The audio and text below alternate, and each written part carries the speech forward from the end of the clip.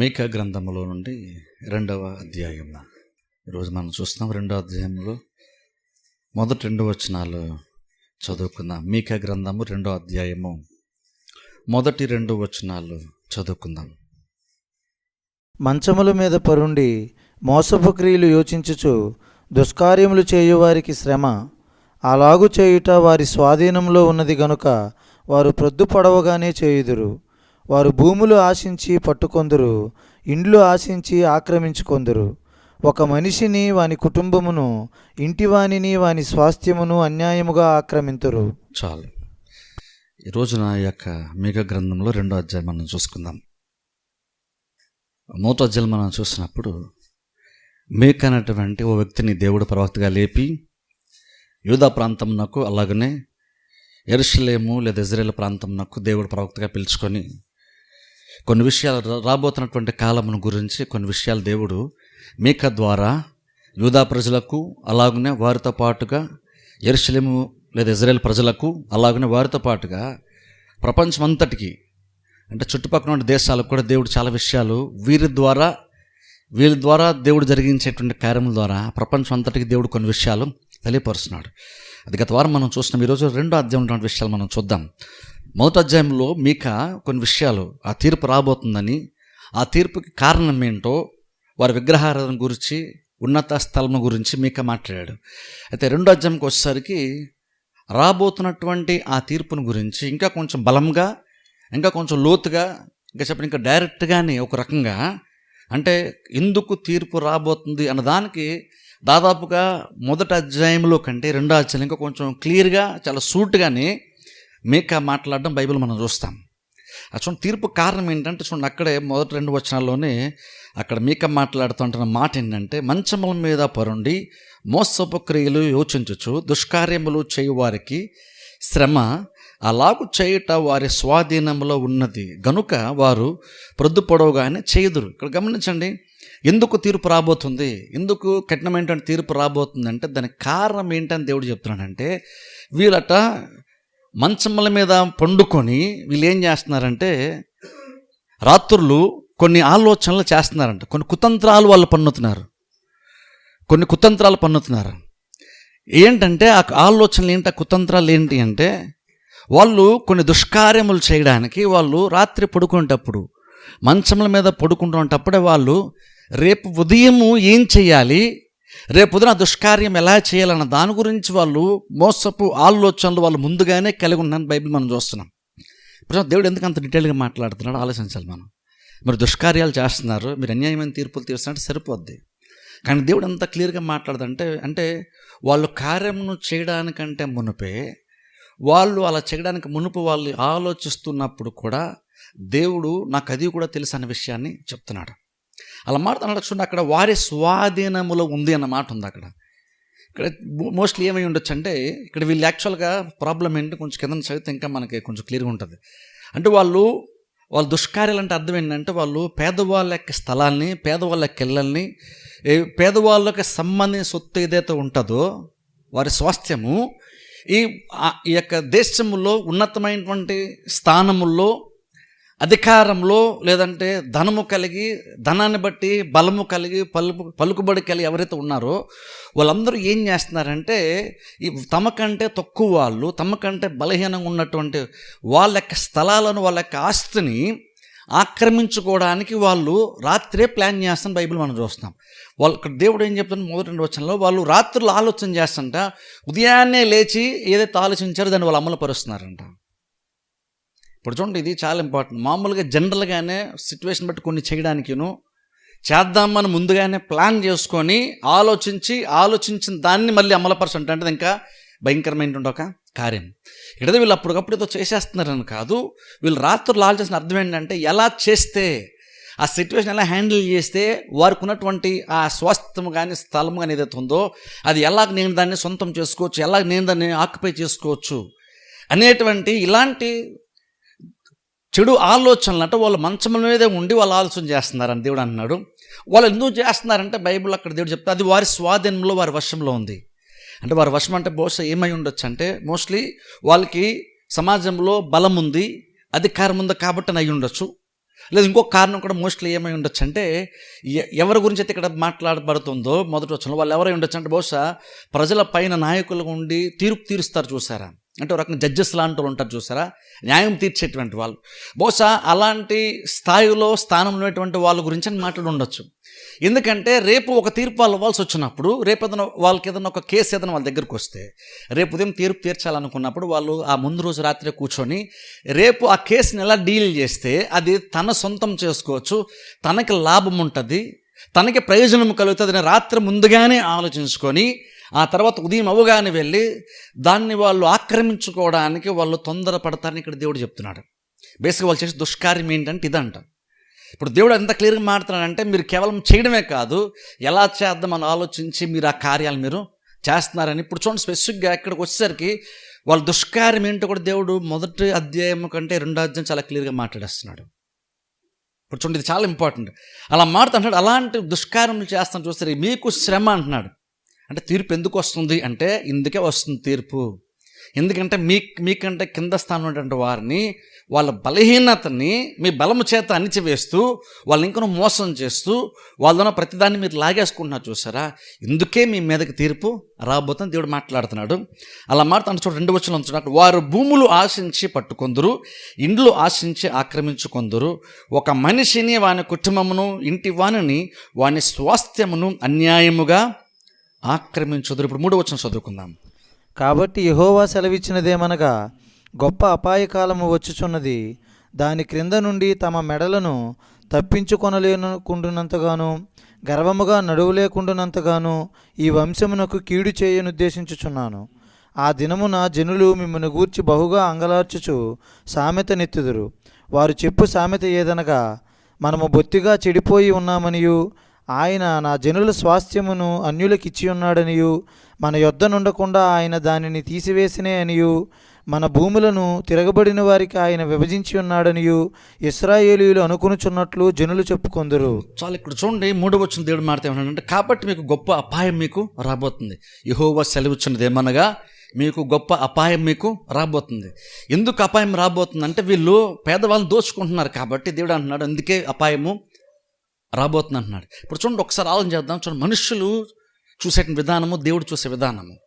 ఇప్పుడు చూడండి, ఇక్కడ యాక్చువల్గా మనం పాత నిబంధనలోని మనం యాక్చువల్గా చూస్తే, ముఖ్యంగా లేవియాకాండలోని కానీ ఇలా కొన్ని పాత నిబంధన మొదటి 5 గ్రంథాల్లో మనం చూస్తున్నప్పుడు, దేవుడు ఇజ్రాయెల్ ప్రజలకి స్వాస్థ్యంగా ఇవ్వబోతున్న దేశం గురించి కూడా దేవుడు మాట్లాడుతూ, కానాను దేశంకి వెళ్ళిన తర్వాత అక్కడ ఎలా వాళ్ళు జీవించాలి, ఎలా ఆలోచించాలి, ఎలా ప్రవర్తించాలి, తమకంటే తక్కువ స్థాయిలో ఉండి బలహీనంగా ఉండి ఏమీ లేనటువంటి పేదవాళ్ళను కానీ, దీనిలోనూ కానీ, విధవరాలను కానీ ఎలా ఆదరించాలో కూడా దేవుడు చాలా సందర్భంలో పాత నిబంధనలు ఇజ్రాయెల్ ప్రజలకి కట్టడగా నియమించాడు. ఇప్పుడు గమనించి, చాలా ఇంపార్టెంట్ ఇది. ఇప్పుడు దేవుడు ఓల్డ్ టెస్ట్మెంట్లో చూడండి, దేవుడు ప్రజల పట్ల ఎంత శ్రద్ధ ఉందో చెప్పే ప్రయత్నం చేస్తున్నాను. ఎందుకంటే దేవునికి ఎంత శ్రద్ధ ఉందో అర్థమైతేనే వీళ్ళు చేసినటువంటి కార్యం దేవుడు ఎంత తీవ్రతతో దేవుడు చూస్తే మనకు అర్థమవుతుంది.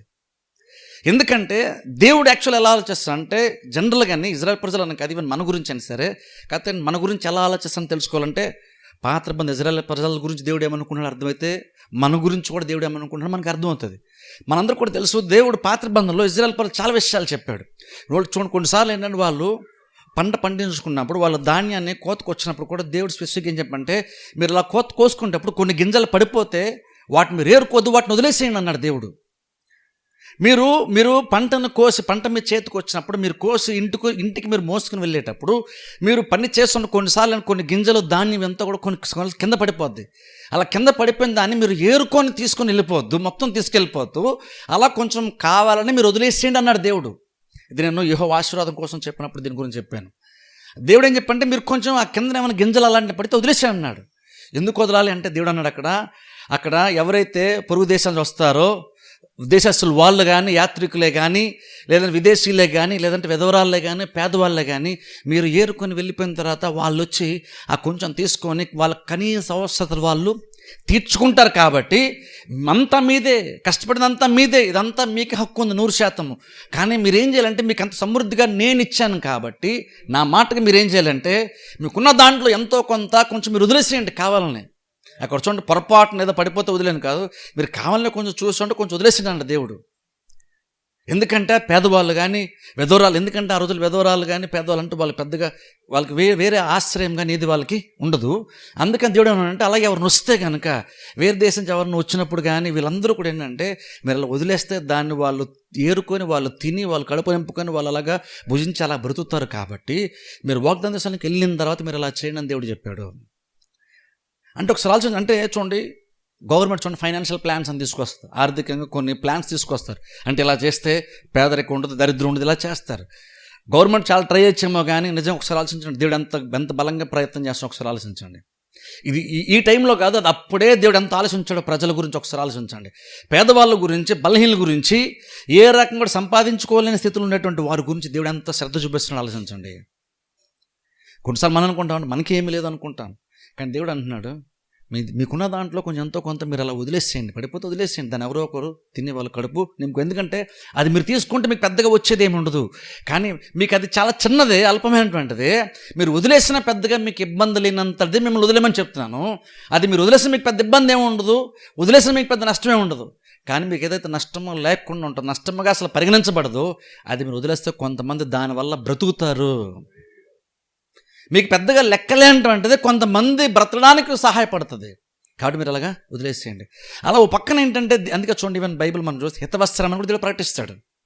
ఒకవేళ కనుక పొరపాటున కనుక ఎవరైనా పేదవాళ్ళు ఫైనాన్షియల్గా ఏదైనా ప్రాబ్లం ఉండి వాళ్ళ స్థలాన్ని కానీ ఇళ్ళను కానీ ఏదైనా తాకట్టు పెట్టారనుకోండి, వాళ్ళు దాన్ని తిరిగి తీర్చుకోలేకపోతే ఎవరి దగ్గర అయితే తాకట్టు పెట్టాడో ఆ వ్యక్తి 49 సంవత్సరముల వరకు మాత్రమే దాన్ని తన స్వాధీనంలో పెట్టుకుంటాడు.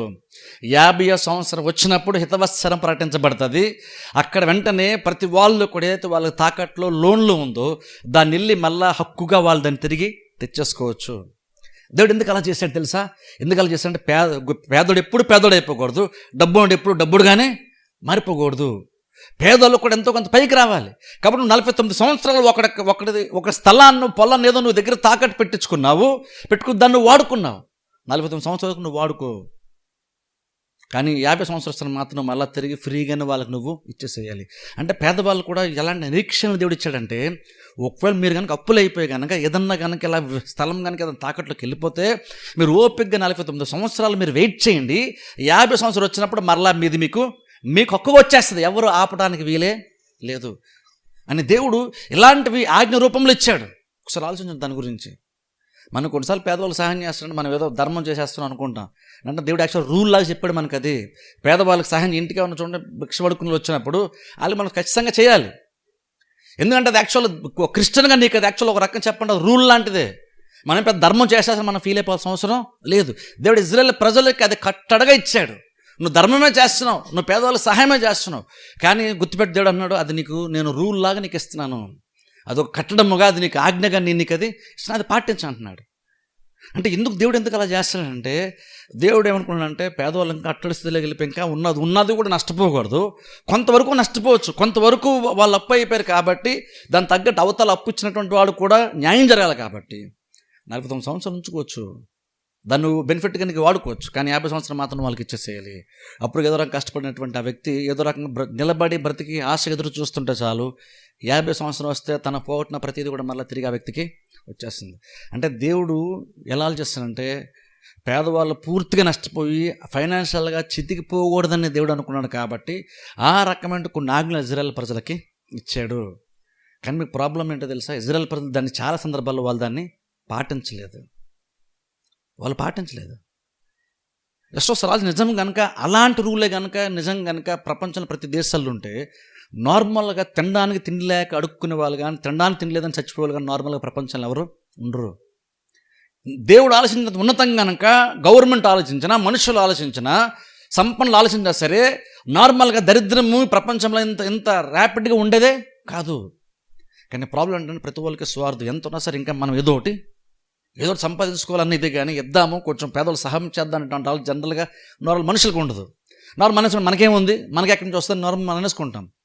కానీ మనకి ఇచ్చిన దాంట్లో ఎంతో కొంత ఇవ్వమని దేవుడు కూడా మనకి యాక్చువల్గా ఆజ్ఞకి ఇచ్చాడు. దేవుడు పక్కనేమో పేదవారిని అలా పైకి తీసుకొద్దామని దేవుడు ఆలోచన చేస్తుంటే, ఇలాంటి ప్రజలు ఏం చేస్తానంటే ఆ పేదవాళ్ళతో ఉన్న ప్రతిదీ కూడా లాక్కొని వాళ్ళని ఇంకా పేదవాడిగా నెట్టేసి వాళ్ళకి అన్యాయం చేసేసి వీళ్ళు బాగా డబ్బు సంపాదించద్దు అనుకుంటున్నారు. అప్పుడు ఆలోచించండి, పేదవారిని పైకి తీసుకొని రావాలనేటువంటి తలంపుతో కొన్ని ఆజ్ఞలు నియమములు ఇచ్చినటువంటి దేవునికి వీళ్ళ కార్యం ఎలా ఉంటుందో ఒకసారి ఆలోచించండి. ఎందుకంటే వీళ్ళు ఎంత భయంకరంగా అంటుకుంటే ఏదో స్థలము పొలం మీద ఆక్యుపై చేస్తున్నారని కాదు, వాళ్ళు యాక్చువల్గా కింద నుంచి అయితే వాళ్ళు కట్టుబట్టలు కూడా వాళ్ళు లాగేసుకుంటున్నారు అంటాడు దేవుడు. అంటే అంత దారుణంగా వీళ్ళు చేస్తున్నారు. అప్పుడు చూడండి దేవుడు అలాంటప్పుడు చూడండి పేదల పక్షాన్ని ఖచ్చితంగా దేవుడు నిలబడతాడు, అన్యాయం జరిగినప్పుడు ఖచ్చితంగా దేవుడు నిలబడతాడు. అందుకని దేవుడు దీన్ని చాలా తీవ్రంగా పరిగణించాడు. దీన్ని వీళ్ళు చేసిన అక్రమమును, వీళ్ళు చేసిన అన్యాయాన్ని దేవుడు తీవ్రంగా పరిగణించి, మీ కంట్రోల్లో ఉంది కాబట్టి, మీకు అధికారం ఉంది కాబట్టి, మీ వల్ల అవుతుంది కాబట్టి, మీరు ఆ కార్యం, దుర్మార్గమైన కార్యం మీరు చేద్దామని అనుకున్నప్పుడు, మీరు చేసేటప్పుడు అవతల వాడికి నిన్ను ఆపగలిగి నిన్ను ఎదుర్కొనేంత బలం లేదు కాబట్టి, నీ వల్ల అవుతుంది కాబట్టి, నీకు ఎదురులేదు కాబట్టి నువ్వు చేసేస్తున్నావు. వాళ్ళు ఏం తిరిగి ఏం అనలేరు కాబట్టి, వాళ్ళు తిరిగి ఏం చేయలేరు కాబట్టి నువ్వు చేసేస్తున్నావు. ఎందుకంటే అది నీ కంట్రోల్లో ఉంది. బహుశా నీకు బలం ఉంది కాబట్టి నువ్వు చేసేస్తున్నావు, లేదా నీకు అధికారం ఉంది కాబట్టి చేస్తున్నావు, లేదా ఇంకేదో నీ వల్ల అవుతుంది కాబట్టి నువ్వు చేసేస్తున్నావు అంటున్నాడు దేవుడు. అది మీ వల్ల అవుతుంది కాబట్టి మీరు చేస్తున్నారు అంటున్నాడు. కానీ 3వ వచనం దేవుడు అంటున్నాడు తెలుసా, కానీ గుర్తుపెట్టుకుని అంటున్నాడు, గొప్ప అపాయము రాబోతుంది. మీ వల్ల అవుతుందని ప్రతిదీ మీరు చేసుకుంటూ వెళ్ళిపోతున్నారు కదా, ఇప్పుడు నా వల్ల ఏమవుతుంది నేను చేస్తా అంటున్నాడు దేవుడు. సింపుల్ చెప్పాలంటే 3వ వచనంలో ఒకసారి మళ్ళీ చదువుతాను చూడండి. 3వ వచనము, గొప్ప అపాయకాలం వచ్చుచున్నది, దాని క్రింద నుండి తమ మెడలను తప్పించుకొనలేనంతగా గాను, గర్వముగా నడుచుకోలేనంతగాను ఈ వంశమునకు కీడు చేయను ఉద్దేశించుచున్న చూడండి దేవుడు అక్కడ అంటున్నాడు, మీరు ఇలా చేస్తున్నారు కాబట్టి గొప్ప కీడు రాబోతుంది మీ మీదకి. ఎంత గొప్ప కీడు అంటే, మీకు అహంకారం పెరిగిపోయి మేము ఏమన్నా చేయగలం, ఎవరు మమ్మల్ని ఏమి అనలేరు అనుకోని మీరు రాత్రులు మంచంలో పడుకొని ప్లాన్ చేసి మరి ఆ ప్లాన్ అమలు పరిచి అన్యాయం చేస్తున్నారు కదా. ఇప్పుడు మీ మెడలు ఉంచడం టైం వచ్చింది. మీరు ఏదైతే ప్లాన్ చేస్తారో, మీరు రాత్రులు ప్లాన్ చేసి ఉదయం అమలు పరిచారు, ఇప్పుడు టైం వచ్చింది, ఇప్పుడు నేను ప్లాన్ చేస్తాను, ఇప్పుడు నేను అమలు పరుస్తాను, మీరు తట్టుకొని నిలబడండి అంటున్నాడు దేవుడు రకంగా. ఇప్పుడు నేను ఆలోచిస్తున్నాను, ఇప్పుడు నేను ప్లాన్ చేస్తున్నాను, ఇప్పుడు టైం వచ్చింది, ఇప్పుడు నేను ఇన్వాల్వ్ అవుతున్న సిచ్యువేషన్స్లో ఇప్పుడు నేను కూడా ప్లాన్ చేస్తున్నాను, ఇప్పుడు మీ మెడలో ఉంచే టైం వచ్చింది.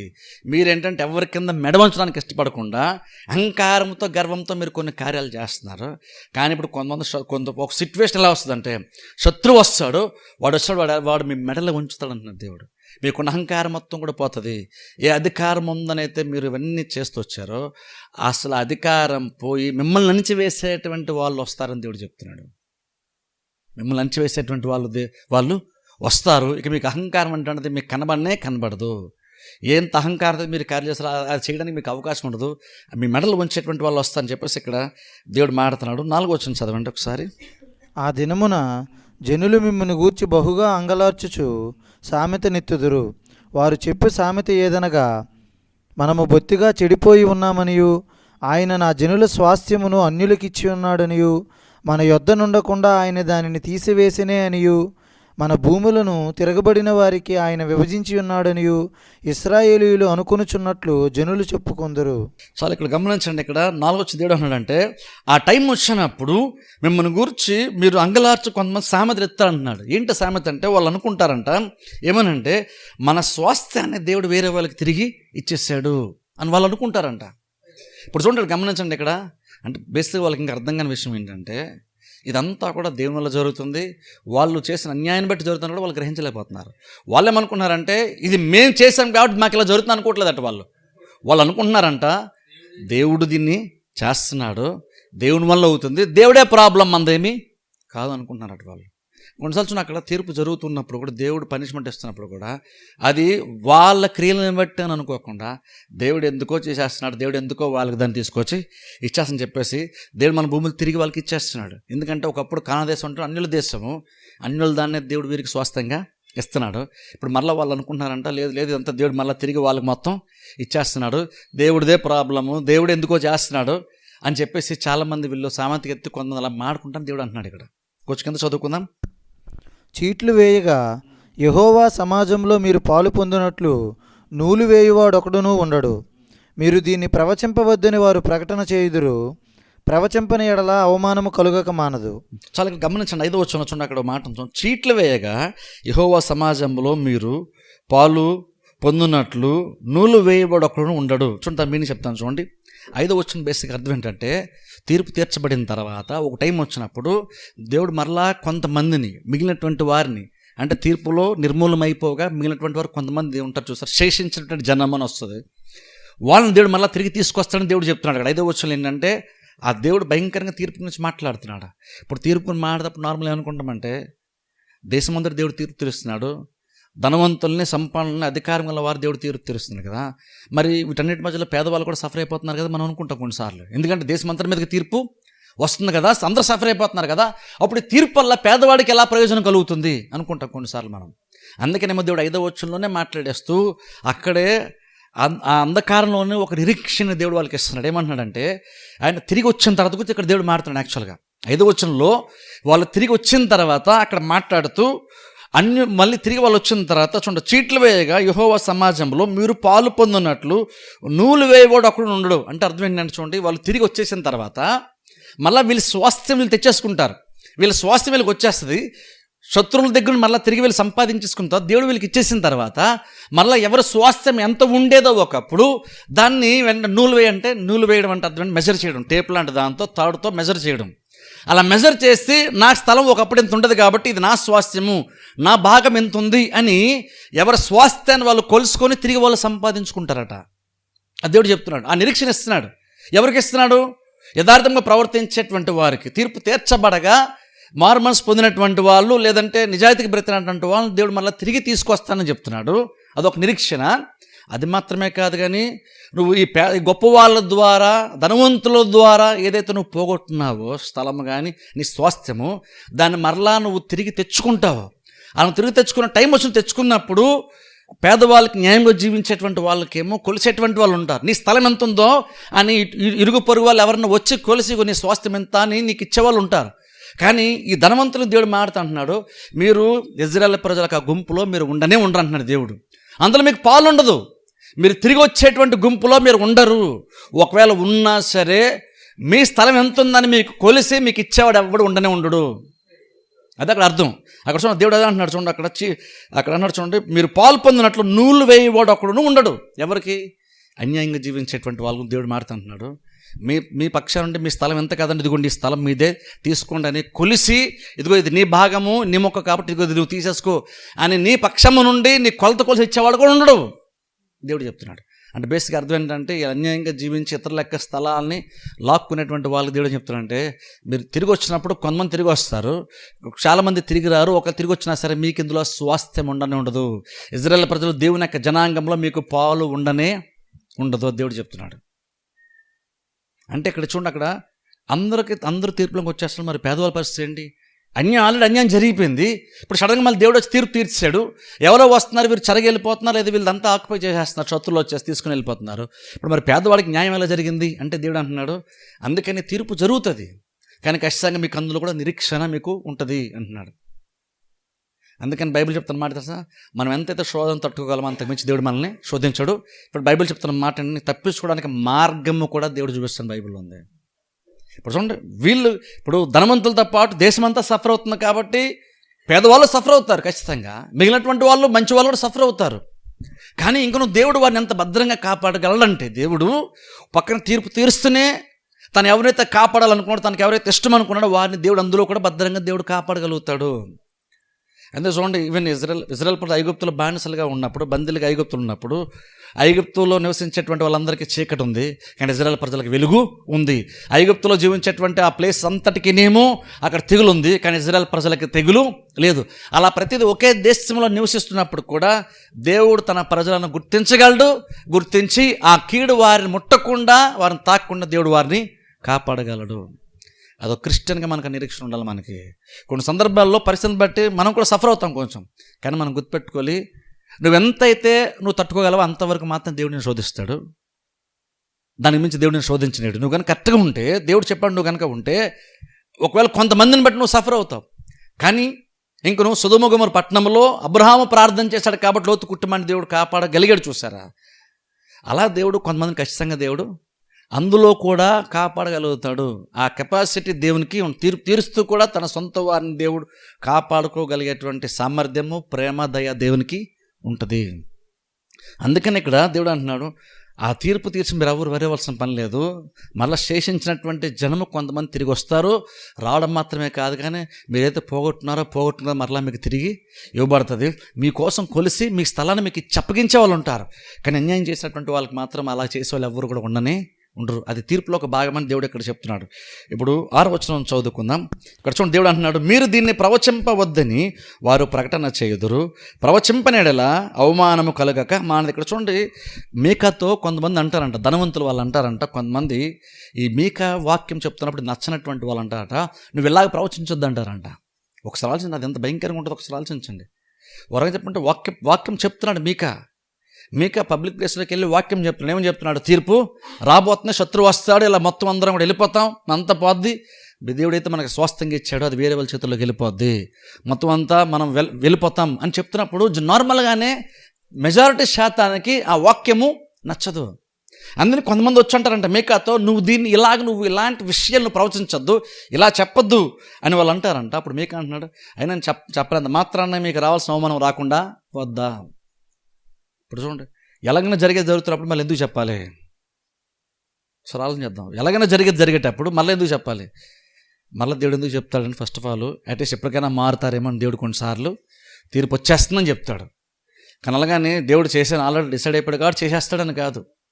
ఆల్రెడీ యాక్చువల్ మీక కంటే ముందే ఒక రకం చూస్తే దేవుడు వీళ్ళకి ఆల్రెడీ చెప్తా వచ్చాడు, కానీ వీళ్ళు ఎవరు కూడా మాట వినట్లేదు. ఎందుకంటే వీళ్ళంట ఇంకా కొంచెం కింద శాతం మనకు తెలుస్తుంది, వీళ్ళు ప్రవక్తలను ఏర్పాటు చేసుకున్నప్పుడు వాళ్ళు ఏంటంటే వాళ్ళకి ఎలాగ అనుకూలంగా ఉంటారో వాళ్ళని ఏర్పాటు చేస్తారంట. వీళ్ళు వాక్యం చెప్పడానికి, వాక్య పరిచయం చేయడానికి వీళ్ళకి నచ్చినటువంటి మెసేజ్లు మాత్రమే చెప్పే వాళ్ళని డబ్బులు ఇచ్చి మరీ తెప్పించుకొని మెసేజ్లు అంటారంట వీళ్ళు. ఒకసారి ఆలోచన దాని గురించి. అంటే బేసిక్గా వీళ్ళకి రేపు ఆత్మ సంబంధం అని ఏవైతే అనుకుంటున్నామో ఆ కార్యాలు నార్మల్ జరుగుతున్నాయి, ఫార్మాలిటీగా జరుగుతూనే ఉంది. పాటలు ఉంటున్నాయి, బహుశా వాక్య పరిచయం అన్నీ ఉన్నాయి, ఫార్మాలిటీగా ఉంటున్నాయి. కానీ అన్నీ ఏంటంటే వాళ్ళకు అనుకూలంగా జరగాలి. పాస్టర్ గారు ఏం మెసేజ్ చెప్పాలి వాళ్ళు డిసైడ్ చేస్తారు. ఈ రోజులు కూడా చూడండి, చాలా చిత్స్ అంతే కదా. పాస్టర్ గారికి నచ్చకపోతే వాళ్ళు కావాలంటే ట్రాన్స్ఫర్ చేసేచ్చు పాస్టర్ని.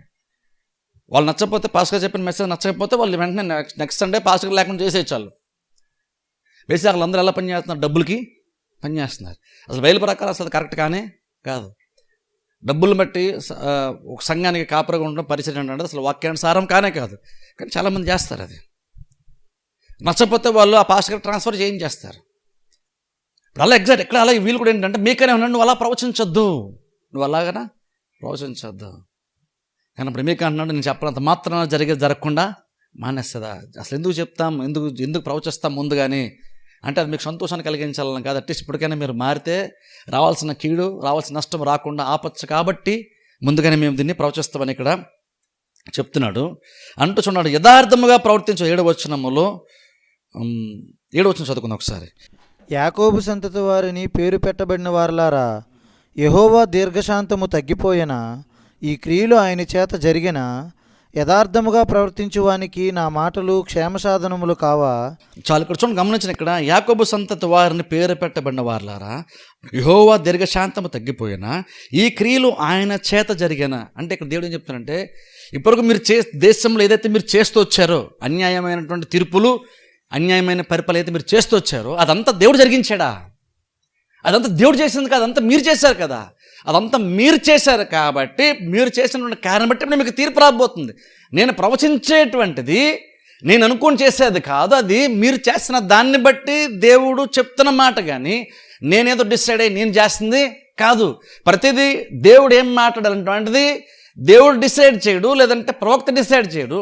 మీరు ఇంతకుముందు చేసిన క్రియలను బట్టి ఈరోజు ఏం చెప్పాలంటువంటిది దేవుడు మీ క్రియలను బట్టి మెసేజ్ వస్తుంది. అందుకే ఇదంతా దేవుడు చేశాడు ఏంటి అంటున్నాడు. అంటే ఇలాంటి మెసేజ్లు అన్నీ చెప్పాలి, దేవుడు అనుకున్నాడు కాబట్టి జరుగుతుంది అంతానా. ఇలాంటి ప్రసంగాలు ఎందుకు వస్తున్నాయి? దేవుడు అనుకున్నాడు కాబట్టి వస్తుంది ఏంటి?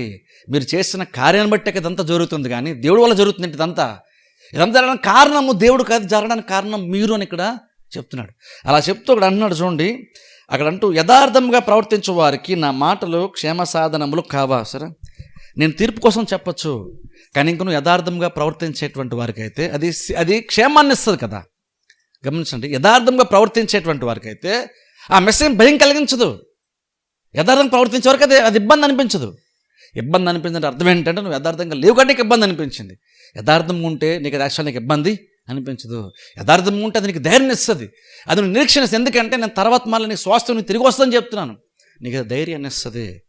నీకు భయం కలుగుతుంది కాబట్టి ఎలాంటి మెసేజ్ చెప్పొద్దని మీరు అంటున్నారని చెప్పేసి అక్కడ మీకు మాట్లాడుతున్నాడు.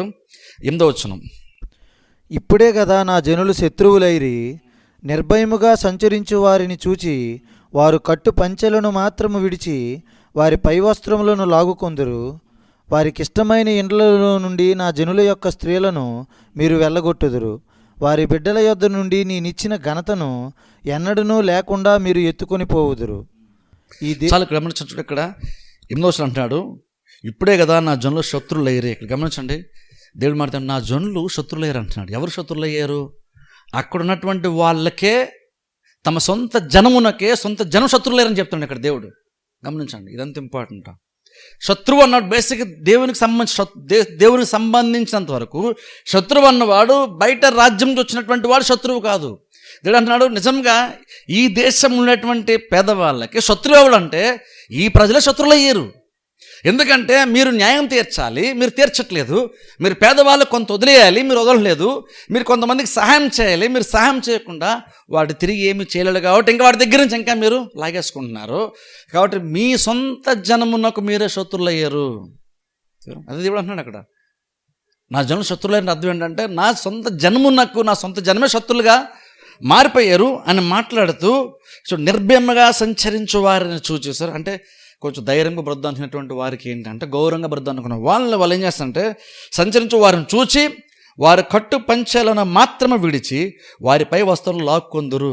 వారికి ఇష్టమైన ఇండలో నుండి నా జనుల యొక్క స్త్రీలను మీరు వెళ్ళగొట్టుదురు. వారి బిడ్డల యొద్ద నుండి నేనిచ్చిన ఘనతను ఎన్నడూ లేకుండా మీరు ఎత్తుకొని పోదురు.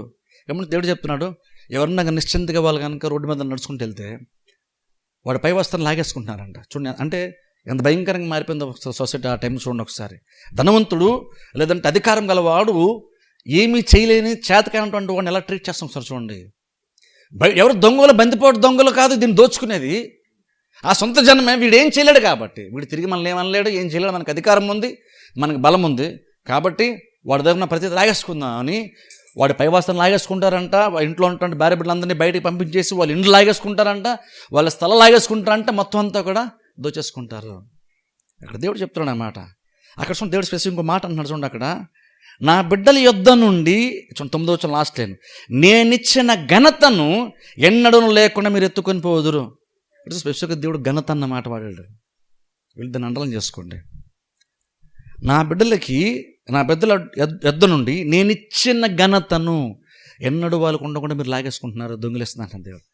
చూడండి అక్కడ గమనించండి, వాళ్ళు కనీసం వాళ్ళ బ్రతడానికి నివసించడానికి ఒక గృహము, అలాగే వాళ్ళు కట్టుకోవడానికి వస్త్రములు, వారు పండించుకొని తిని బ్రతడానికి ఒక స్థలమో పొలం ఏదంటో చూసారా, అవన్నీ దేవుడు అంటున్నాడు అది నేను వాళ్ళకి ఇచ్చిన ఘనత అంటున్నాడు దేవుడు. చూడండి, ఆ వ్యక్తి బ్రతడానికి ఆయనకు బహుశా ఒక 1/2 ఎకరమే పొలం ఉంది అనుకుందాం.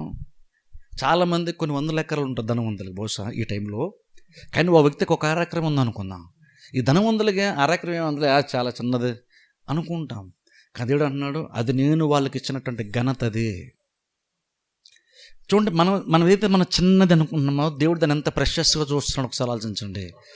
ఏదో నువ్వు చిన్నది అనుకుంటున్నావో అది ఎంత విలువైందిగా దేవుడు మాట్లాడుతున్నాడు చూడండి. దేవుని యొక్క మాటను బట్టి దేవుడు వాళ్ళ ఉన్నటువంటి కొద్ది దాన్ని ఎంత గొప్పగా దేవుడు దానికి వాల్యూ ఇస్తున్నాడు ఆలోచించండి. దేవుడు దాన్ని ఎలా చూస్తున్నాడు చూడండి. నేను వాళ్ళకి ఇచ్చిన ఘనతను మీరు తీసేస్తున్నారు అంటున్నాడు. అంటే బేసిక్ అర్థం ఏంటి? వాళ్ళ సొసైటీలో బ్రతకడానికి వాళ్ళకు ఉండేటువంటి గౌరవం అది నేను ఇచ్చిన వాళ్ళకి. మీరు వాళ్ళ బట్ట తీసేసారు, వాళ్ళు ఇల్లు లాగేసారు మాత్రం చెప్పట్లేదు. అది మీరు తీసేయడం ద్వారా మీరు నేను వాళ్ళకి ఇచ్చినటువంటి ఘనతను, నేను వాళ్ళకి ఇచ్చినటువంటి గౌరవాన్ని మీరు లాగేస్తున్నారు. దేవుడు అలా చూస్తున్నాడు. ఒకసారి చూడండి, నిజంగా దేవుడు చూడండి ఎంత వాల్యూ ఇస్తున్నా ఒకసారి ఆలోచించండి. పేదవాళ్ళ పట్ల దేవునికి ఎంత కన్సర్న్ ఉందో, ఎంత ఆలోచన ఉందో ఒకసారి ఆలోచించండి. చాలా సందర్భం అనుకుంటాం దేవుడు అసలు మనల్ని ఏం పట్టించుకోవట్లేదు అనుకుంటాం.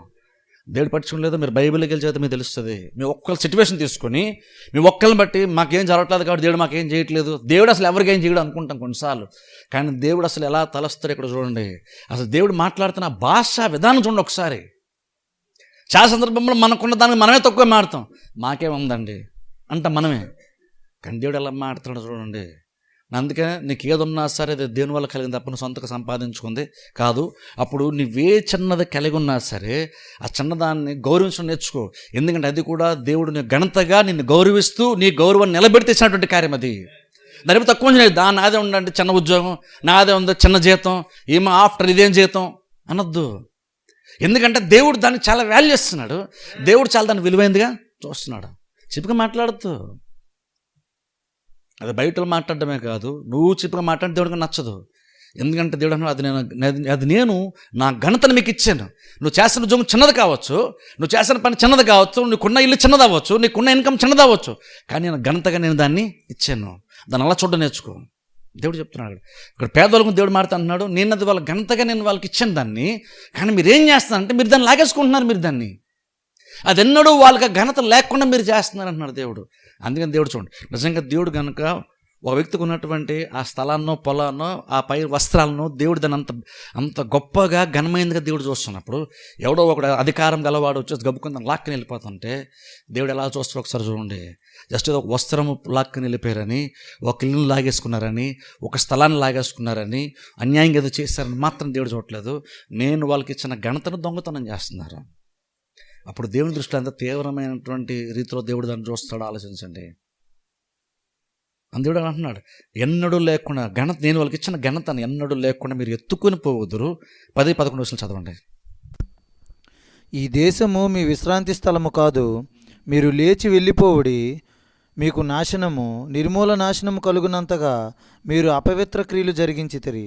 వ్యర్థమైన మాటలు పలుకుచు అబద్ధికుడై ద్రాక్షారసమును బట్టియు మద్యమును బట్టియు నేను మీకు ఉపన్యాసము చేయుదునని అబద్ధము చెప్పుచు ఒకడు వచ్చిన ఎడల వాడే ఈ జనులకు ప్రవక్త యగును. చాలా గమనించండి. 10-11 దేవుడు మాట్లాడుతున్నాడు, ఈ దేశం ఇదే విశ్రాంతి స్థలము, ఇది మాకు దేవుడు స్వాస్థ్యంగా ఇచ్చింది అనుకున్నాడు, కానీ ఇది త్వరలో చాలా ప్రమాదకరంగా, చాలా భయంకరంగా మారబోతుంది. మీరు ఇక్కడ లేకపోవడం మీకు బెటర్ అంటున్నాడు దేవుడు. మీరు ఇక్కడ లేకపోవడం మీకు బెటర్ అని మాడుతూ అంటున్నాడు. 11 అంటున్నాడు, మీరు అబద్ధ ప్రవక్తలకు దేవుడు అక్కడ మేకం మాడుతూ అంటున్నాడు. అక్కడ వ్యర్థమైనటువంటి మాటలు పలుకుచు మీరేదో ఎదుటి వ్యక్తి దగ్గర, ధనవంతుడి దగ్గర డబ్బును, ఇంకేదో భౌతికమైనటువంటి పదార్థాలు మీరు ఆశించి మీరు కొన్ని విషయాలు వాళ్ళకి నచ్చినట్టుగా మీరు వాక్యం చెప్తున్నారు, వాళ్ళకి నచ్చినట్టుగా మీరు ప్రవచనాలు చెప్తున్నారు. మీకు కూడా శ్రమ అని దేవుడు అక్కడ మీక ద్వారా దేవుడు మాట్లాడుతున్నాడు. ఇక్కడ గమనించండి, బేసిక్ వాళ్ళకి ఎవరు పాస్ట్ అవుతారో తెలుసా? ఇక్కడ దేవుడు అదే చూడండి, 11 లాస్ట్లో దేవుడు అన్నాడు, చూడండి, నేను మీకు ఉపన్యాసము చేయుదునని అబద్ధము చెప్పుచు ఒకడు వచ్చినడలా వాడే ఈ జనులకు ప్రవక్తగును. అంటే నేను వాక్యం చెప్తానండి, నేను మంచిగా చెప్తాను వాక్యం, ఆయన ఎవరైతే వచ్చేస్తారో వాళ్ళని పాస్ అయి పెట్టేసుకుంటారండి వీళ్ళు. ఎందుకంటే వీళ్ళకి అనుకూలంగా చెప్తారు. అప్పుడు ఎవ్రీ సండే చర్చకు వస్తారు, వీళ్ళకి అనుకూలంగా జరుగుతుంది. అక్కడ వీళ్ళకి అనుకూలంగా పాస్టర్ వాక్యం చెప్తారు, వీళ్ళు చేస్తున్న దాన్ని సమర్థిస్తాడు, వీళ్ళకి నచ్చినట్టుగానే ప్రతిదీ జరుగుతుంది. కాబట్టి ఆ వ్యక్తి వీళ్ళకి పాస్టర్ అయిపోతాడు. వీళ్ళకి నచ్చిన ప్రతిదీ పాస్టర్ గారు చేస్తారు కాబట్టి పాస్టర్ కూడా కానుకలు బాగానే ఇస్తారు. ఎందుకని? వీళ్ళు నచ్చినట్టుగా పాస్టర్ గారు చేస్తున్నారు. డబ్బు అనేటువంటిది అలా ఇన్ఫ్లుయెన్స్ చేసింది ఆ రోజున అబద్ధ ప్రవక్తలను కూడా. ఈ రోజులో కూడా చేస్తుంది, ఈ రోజుల్లో కూడా చేస్తుంది. చాలా సందర్భాలు కొన్ని చెప్తే పాస్టర్ గారికి ఇబ్బంది కాబట్టి, నచ్చదు కాబట్టి, లేదా కొన్ని వదిలేసి మానేస్తారనో, లేదా ఎవడు మానేస్తారనో చాలామంది పాస్టర్లు కొన్ని చెప్పాల్సి వచ్చినా సరే, వాళ్ళు చెప్పాలనిపించినా సరే చెప్పరు. ఎందుకు చెప్పారంటే ఏదో స్వార్థం ఏదోటి ఆలోచించి. కానీ పరిచయం అనేటువంటిది అది ఎలాంటిదంటే ఎంత ఉన్నతమైనటువంటి, అది ఎంతో రకంగా ఎంత సెన్సిటివ్ అంటే అది ఎప్పుడైనా సరే అది ప్రజలకు నచ్చకుండా పోయేటువంటి ప్రమాదం ఖచ్చితంగా ఉంటుంది. 100 ప్రసంగాలు బాగా చేసి 101 ప్రసంగం కనుక వేరే చేసాం అనుకోండి, వెంటనే ఆటోమేటిక్గా 100 ప్రసంగాలు పాస్టర్ గారు నచ్చారు, కానీ 1వ ప్రసంగానికి పాస్టర్ గారు నచ్చరు. అలాంటి సిట్యువేషన్ ఎప్పటికైనా ఈజీగా మారిపోయేటువంటి పని ఇది. తెలుసా మీకు? మారిపోద్ది. ఆ చాలా సందర్భాలు మీ ఎవరికి వస్తే కానీ మీకు తెలియదు. అది కొంచెం మేము ఉండవు అనుకుంటారు, కానీ కొన్నిసార్లు మీ టైం వస్తే నేను అలా చెప్పాల్సి వస్తే నేను చెప్తే కొన్నిసార్లు నేను కూడా మీకు చెడ్డని అయిపోతాను. కానీ బేసిక్ వాక్య పరిచయం అంటే సేవ అంటే బేసిక్ ఎలాంటిది? సేవ డబ్బుల కోసం బతకడానికి చేసేటువంటిది కాదు. బతకడం కోసం అనుకోండి, ఎక్కడ ఎక్కువ ఇస్తే అక్కడికి వెళ్ళిపోవచ్చు, ఎక్కడ ఎక్కువ లాభం అనిపిస్తే అక్కడికి వెళ్ళిపోవచ్చు, ఎక్కడ పచ్చగా ఉంటే అక్కడికి వెళ్ళిపోవచ్చు, తప్పేమీ లేదు ఉద్యోగం చేసుకునేవాడైతే. కానీ సేవ అన్నామంటే అందులో రూపాయి కూడా ఆశించకుండా చేసేది సేవ. కాకపోతే ఇప్పుడు ఏంటి అట్రాక్టివ్గా మారిపోయింది సేవ అన్నది. బాగా సేవ చేస్తే డబ్బులు బాగా వస్తాయి కాబట్టి ప్రతి వాళ్ళు ఇప్పుడు సేవ చేస్తున్నారు.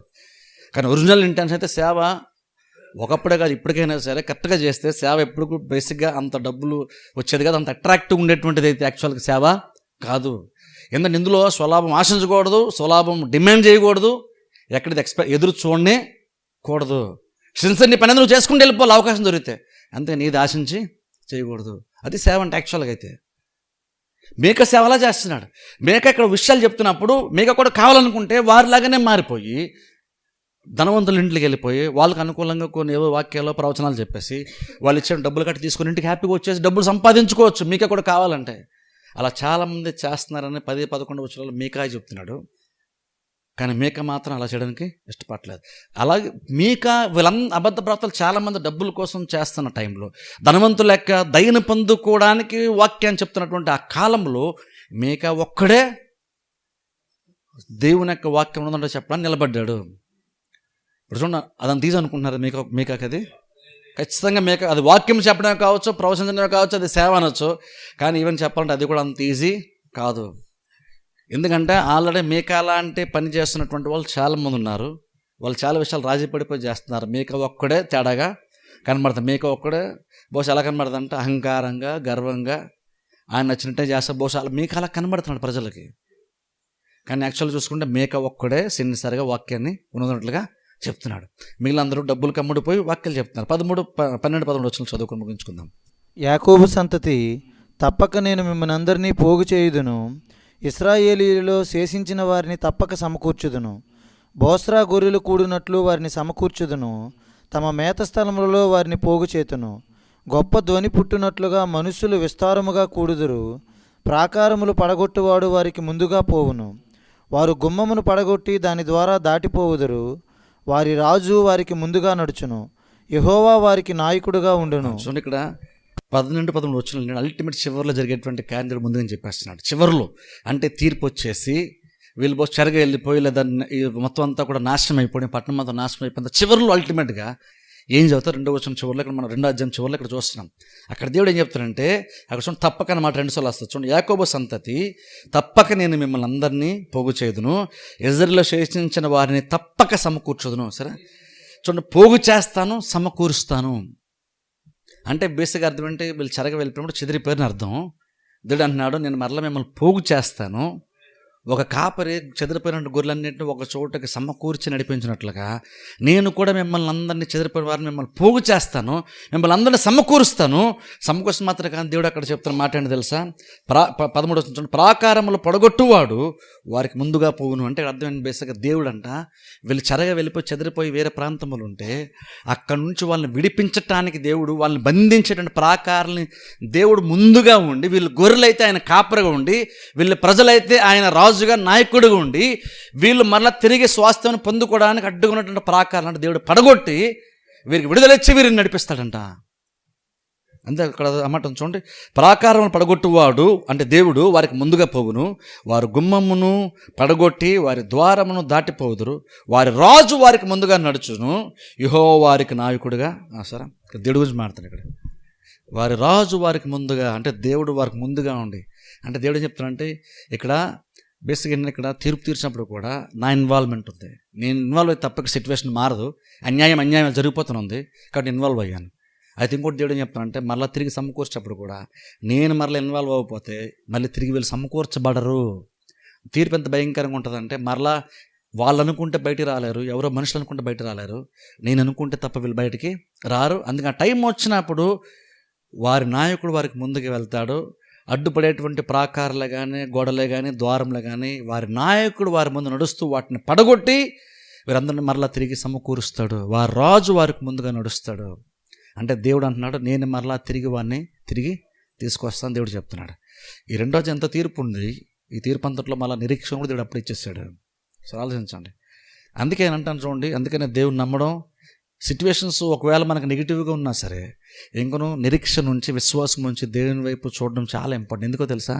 తీర్పులను ఎక్కడో దగ్గర దేవుడిని చూడగలిగితే నీకు నిరీక్షణ ఇవ్వడానికి ఏదో ఒకటి దేవుడు ఖచ్చితంగా చిన్న వెలుగులాగా చిన్న ప్రకాశం దేవుడు ఖచ్చితంగా నీకు ఇస్తాడు. అంత అంధకారం అనుకుంటా కానీ ఎక్కడో దగ్గర చిన్న వెలుగు ఖచ్చితంగా ఉంటుంది నువ్వు చూడగలిగితే. చూడండి, కొన్నిసార్లు మనము గుహలు ఉంటే చూసారు, టన్నల్ గుండా వెళ్తుంటే పెద్ద పెద్ద రోడ్స్లో టన్నల్ గుండా వెళ్తుంటే దూరం చూసినప్పుడు గుహ అంతా మనకు చాలా చీకటిగా ఉంటుంది. కానీ దగ్గరికి వెళ్ళే కొందికి ఆ గుహ అంతా చీకటే, కానీ గుహ దాటగానే అక్కడ కొంచెం వెలుగు మనకి క్లియర్గా కనబడుతుంది, కొంచెం కనబడుతుంది, చిన్న లైట్లా కనబడుతుంది. ఆ టన్నల్ దాటి వెళ్తే మళ్ళీ వెలుగు చాలా ఎక్కువగా ఉన్నట్టుగా మనకి అనిపిస్తుంది. అలా కొన్నిసార్లు లైఫ్లో కొన్నిసార్లు అలాగే ఉంటుంది. కొంచెం దూరం చూసినప్పుడు టన్నల్ గుండా వెళ్తున్నప్పుడు అమ్మో అంత చీకటిగా ఉంది, అంత భయంకరంగా ఉంది, అవతల ఇంకేమీ లేదేమో, అంత మొత్తం చీకటేమో అనుకుంటాం. వెళ్ళేటప్పుడు వెళ్తూ ఉంటుండగా అనిపిస్తుంటుంది.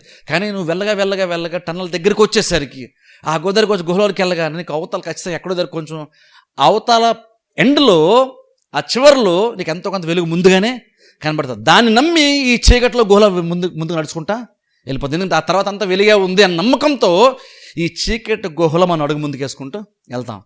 ఏం నమ్మకం ఉందంటే అవతల వెలుగు ఖచ్చితంగా ఉంది అని వెళ్తాం. అలాగే దేవుడు నమ్మిన తర్వాత ఖచ్చితంగా ఎంత చీకటి అని రానని ఖచ్చితంగా వెలుగు కూడా దేవుడు ఇస్తాడు. అందుకే 2వ అధ్యాయంలోనే ఆ వెలుగును కూడా దేవుడు ముందు, ఆ నిరీక్షణ కూడా దేవుడు ఇస్తాడు వాళ్ళకి. ఎందుకంటే చూడండి, అందుకనే ప్రాబ్లమ్స్ వచ్చినా దేవుని నమ్మడం చాలా ఇంపార్టెంట్. దేవుని నమ్మడం, దేవుని యొక్క మంచితనం మీద, దేవుని యొక్క విశ్వాస్యత మీద నమ్మకం ఉంచడం అందుకే అంత ఇంపార్టెంట్ అంటాను. కొన్ని సిచ్యువేషన్ ఎలా ఉంటాయంటే దేవుడు తప్ప ఎవరు ఇన్వాల్వ్ అయిన కార్యాలు జరగవు. అలాంటి సిచ్యువేషన్ దేవుడికి తప్పక ఇన్వాల్వ్ అవుతాడు. దేవుడు కనుక నేను ఇన్వాల్వ్ అవ్వకపోతే సిచ్యువేషన్ మారదని దేవుడు అనుకుంటే ఖచ్చితంగా దేవుడు ఇన్వాల్వ్ అవుతాడు. దేవుడు ఆయన ఉంటే తప్ప పరిస్థితి మారదని తెలుసుకుని దేవుడు ఇంకా అలా కూర్చొని ఉన్నాడు. దేవుడు ఏదో చేయడానికి ఖచ్చితంగా ముందుకి వస్తాడు. ఎందుకంటే దేవుడు అక్కడ చూడండి, నిజంగా పేదవారి పట్ల, బలహీనల పట్ల, ఏమీ చేత కాదు అనుకునేటువంటి వారి పట్ల దేవుడు ఎంత ఎంత అక్కర చూపిస్తున్నా ఒకసారి ఆలోచించండి. దేవుడికి ఎంత శ్రద్ధ ఉందో ఒకసారి ఆలోచించండి. నిజంగా అది ఆలోచిస్తే మనకి ఇంకా విశ్వాసం బలపడతా తెలుసా. దేవుడు నిజంగా ఇంత శ్రద్ధ చూపిస్తాడా? పేదవారికి ఏదైతే కొంచెం ఉందో వారు కలిగింది కొంచెమే కావచ్చు, కానీ అది నా ఘనత అంటున్నాడు దేవుడు. దేవుడు దాన్ని క్లెయిమ్ చేసుకుంటున్నాడు. ఇది నేను ఇచ్చింది, అది నా ఘనత, నేను వాళ్ళకి ఇచ్చాను, మీరు దాన్ని లాగేసుకుంటున్నారు. ఎందుకంటే చూడండి, నిజంగా పేదవారి పక్షం దేవుడు అందుకే నిలబడతాడు. కొన్నిసార్లు బలహీనులు అన్యులు అవ్వచ్చు, ఇంకా దేవుడు వారి పక్షాన్ని నిలబడతాడు. ఎందుకో తెలుసా? అలాంటి చోట ఖచ్చితంగా దేవుని కనికరం బలంగా పనిచేస్తుంది. వాళ్ళు అన్నిలే కావచ్చు, కానీ వాళ్ళు కనుక వాళ్ళకి అన్యాయం జరుగుతుంటే దేవుడు చూస్తున్నాడు, దేవుడు ఖచ్చితంగా న్యాయం తీరుస్తాడు. ఎందుకంటే ప్రతి మనిషికి దేవుడు ఎంతో కొంత ఘనత ఇస్తున్నాడు. అది నాది, నేను ఇచ్చిన ఘనత అంటాడు. ఎవరైతే ఘనత దొంగిలిస్తారో ఖచ్చితంగా దేవుడు తీర్పు వస్తుంది. దేవుడు అంత శ్రద్ధ బలహీనుల పట్ల దేవుడు చూపిస్తాడు. అండ్ అందుకే చూడండి, అందుకనే మనం కూడా బలహీనుల పట్ల అలా ఆలోచించాలి. నిన్ను తిరిగి ఏమి చేయలేని వాళ్ళని నువ్వేమనొద్దు. నువ్వు పొరపాటు అన్నావు అనుకో, ఖచ్చితంగా దేవుని వ్యతిరేకంగా వచ్చేస్తాడు. వాళ్ళు ఏమి అనలేరు కాబట్టి నువ్వు ఏదైనా అన్నావు అనుకో, వాళ్ళు ఏమి తిరిగి చేయలేకుండా నువ్వు చేసావు అనుకో, ఖచ్చితంగా దేవుడు వ్యతిరేకంగా నీకు నిలబడతాడు ఖచ్చితంగా. ఎందుకంటే దేవుడు బలహీనులకి ఆయన బలమై ముందుకు వచ్చేస్తాడు. ఆయన వాళ్ళకు దుర్గమ్మగా, కీడంగా దేవుడు మారిపోతాడు. ఎందుకంటే దేవుడు అంత శ్రద్ధను చూపిస్తాడు. ఎందుకంటే చూడండి, ఒకవేళ నిజంగా మనం బలహీనంగా ఉన్నాం అనుకున్నా, మనం నిజంగా చాలా ధైర్యంగా ఉండాలంటే. ఎందుకంటే మనుషులు కాదు, అచ్చంగా నీకు దేవుడు నీ పక్షాన ఉన్నాడు, బలహీనల పక్షాన నిలబడేటువంటి వాడు ఆయన. ఎంత బలంగా నిలబడతాడు, ఎంత బలంగా ఆలోచిస్తాడు, బైబిల్ క్లియర్గా ఉంది. అందుకని మనం వరేవలసిన పని లేదు. ఎవరు మనల్ని ఏమన్నా అనుకోండి, మనకైనా బలమైన వాళ్ళు ఏమన్నా అనుకోండి, నువ్వు తిరిగి వాళ్ళని ద్వేషించాల్సిన అవసరం లేదు, వాళ్ళని తిరిగి అనాల్సిన అవసరం లేదు. నువ్వు దేవుని నమ్ముకుంటే, నువ్వు దేవుని చేతులు పెడితే దేవుడు చూసుకుంటాడు. వాళ్ళని అన్నని చెప్పేసి నువ్వు వాళ్ళ గురించి నెగిటివ్ మాట్లాడడం అవసరం లేదు, నువ్వు ఏది చేయాల్సిన అవసరం లేదు. నువ్వు సైలెంట్గా నువ్వు దేవుని వైపు చూస్తూ ఉంటే టైం వస్తే దేవుడు ఎవరికి రావాల్సినటువంటి న్యాయం దేవుడు వారికి తీర్చేస్తాడు. దేవుడు సిచ్యువేషన్ ఇన్వాల్వ్ అయ్యి దేవుడు కార్యాలు జరిగించేటువంటి వాడు. సో నిజంగా చూడండి, మనకి అంత ధైర్యం ఇస్తుంది. ఒకసారి ఆలోచించండి. నేను ఏదో అల్పమైన వాడిని, ఏదో నా చిన్న జీవితం చిన్న బతుకు అనుకుంటున్నాం, కానీ దేవుడు చూడండి ఎంత శ్రద్ధ మనకి చూపిస్తున్నాడు. నేను అంటాను, అది తప్పకుండా మనం నిరీక్షణ ఇవ్వాలి. దేశం యొక్క పరిస్థితులు ఎలా మారుతున్నా సరే, మనల్ని నిజంగా పోషించేవాడు, మనల్ని సంరక్షించేవాడు, మనల్ని నడిపించేవాడు పరలోకం మన పరలోకపు తండ్రి. అందుకనే ధనాన్ని నమ్ముకోవద్దు, బలాన్ని నమ్ముకోవద్దు, ఇన్ఫ్లుయెన్స్ నమ్ముకోవద్దు, వేరే దేన్ని నమ్ముకోవద్దు, దేవుని మాత్రం నమ్ముకో. ఎందుకంటే వీళ్ళు అలా నమ్ముకున్నారు. ఆశను సంపాదించుకుందాం, బాగా బాగా ఉందామని అనుకున్నారు. పేదల దగ్గర ప్రతిదీ లాగేసుకుంటున్నారు. కానీ దేవుడు అంటున్నాడు, ఇప్పుడు రేపు టైం వస్తుంది, మీ దగ్గర మీకు స్వాస్థ్యం మీది కూడా లేకుండా పోద్దని దేవుడు అంటున్నాడు. అందుకే అంటాను, దేవుని మీద అంత మనకి ఏది ఉన్నా సరే దానికి ఎక్కువ వాల్యూ ఇవ్వద్దు, దేవునికి ఎక్కువ వాల్యూ వద్దు. ఎందుకంటే దేవుడు ప్రతిదీ మనకి ఇస్తాడు. ప్రార్థన చేస్తాను, అందరూ తల వంచి కళ్ళు మూసుకొని నేను చిన్న ప్రార్థన చేస్తాను. మమ్మల్ని మిక్కిలిగా ప్రేమిస్తున్న మా పరమ తండ్రి, పరిశుద్ధదేవ, మీకు స్తోత్రాలు తండ్రి. రాత్రికాల సమయంలో మీరు ఇచ్చిన మాటలను బట్టి ప్రభా మీకు స్తోత్రాలు చెల్లిస్తున్నాం తండ్రి. ప్రభు నిజంగా నువ్వు ఎంత దయగల దేవుడవో, ఎంత మంచివాడవో ప్రభా. బలహీనమైనటువంటి వారి పట్ల ప్రభా, సమాజము తృణీకరించి గుర్తించినటువంటి బలహీనుల పక్షాన్ని ఎంతగా నిలబడేటువంటి దేవుడవో ప్రభా. నువ్వెంత న్యాయవంతుడవో, ఎంత ప్రేమగలవాడవో. ఈ దినాన్న ప్రభా, ఈ మీకా గ్రంథం 2వ అధ్యాయం ద్వారా మేము తెలుసుకోవడానికి ప్రభా మీరు మాకు ఇచ్చినటువంటి అవకాశాన్ని బట్టి మీకు స్తోత్రాలు ప్రభా. నిజంగా తండ్రి, మీ యొక్క మనస్సును అర్థం చేసుకొని ప్రభా మీ యొక్క ప్రేమను అర్థం చేసుకొని ప్రభా, మాకంటే బలహీనుల పట్ల ప్రభా, మాకంటే తండ్రి అల్పమైనస్తున్న వారి పట్ల తండ్రి మేము ఎలా ప్రవర్తించాలో ఈ దినాన ప్రభు మీరు మాకు తెలియజేశారు తండ్రి. మేము కూడా తండ్రి పేదవారి పట్ల కనికరం చూపించడానికి ప్రభా, బలహీనుల పట్ల తండ్రి మేము వారికి సహాయం చేయడానికి ప్రభా, చేతునుడని మాకు సహాయం చేయమని ప్రార్థిస్తున్నాం. నువ్వెంతైనా ప్రభు నమ్మదైనటువంటి దేవుడవు ప్రభా, దారులమ్మగా మాకు ఇచ్చేటువంటి దేవుడవు ప్రభా, మేము ఏదైతే కలిగి ఉన్నామో అదంతా నీ యొక్క దయ వల్ల మేము పొందుకున్నాం ప్రభా. మీరు ఇచ్చిన దాంట్లో ప్రభావ మేము అనేక మందికి ప్రభావ మేము కూడా సహాయం చేసే వంతు తండ్రి, మా వంతు మేము ప్రయత్నం చేయడానికి మాకు సహాయం చేయమని ప్రార్థన. ఎందుకంటే ప్రభావ నువ్వు దీనుల పట్ల దయ చూపించడం దేవుడో ప్రభావ, కానీ తండ్రి అనేక మందికి ప్రభావ మేము సహాయం చేయడం మాకు కూడా సామర్థ్యాన్ని మీరు దయచేయండి. మమ్మల్ని కూడా దీవించమని ప్రార్థిస్తున్నాం, మమ్మల్ని కూడా ఆశీర్వదించమని ప్రార్థిస్తున్నాం ప్రభా. న్యాయం తీర్చండి దేవుడో ప్రభా. నిన్ను బట్టి తండ్రి మేము జీవించడానికి ప్రభా, నీలాగా మేము ఆలోచించి ప్రభా, మనుషులను అర్థం చేసుకుని ప్రభా తండ్రి, మేము వారితో నువ్వు ఎలాగైతే ఉంటావో ప్రభా, మనుషులతో మేము కూడా అలా ప్రవర్తించడానికి మాకు సహాయం చేయని ప్రార్థిస్తున్నాం. అట్టి మనస్సు, అట్టి జ్ఞానం, అట్టి ఆత్మీయత ప్రభా, అట్టి మంచి మనస్సును ప్రభా మీరు మాకు దయచేయమని ప్రార్థిస్తున్నాం. ఎత్తబడిన వాక్యాన్ని ఫలింపచేయండి, దీవించండి, ఆస్వాదించండి. వెళ్ళుచుండగా మార్గమంతలు మీరు తోడుగుండమని యేసుక్రీస్తు నామమున ప్రార్థిస్తున్నామా పరమ తండ్రి, ఆమేన్.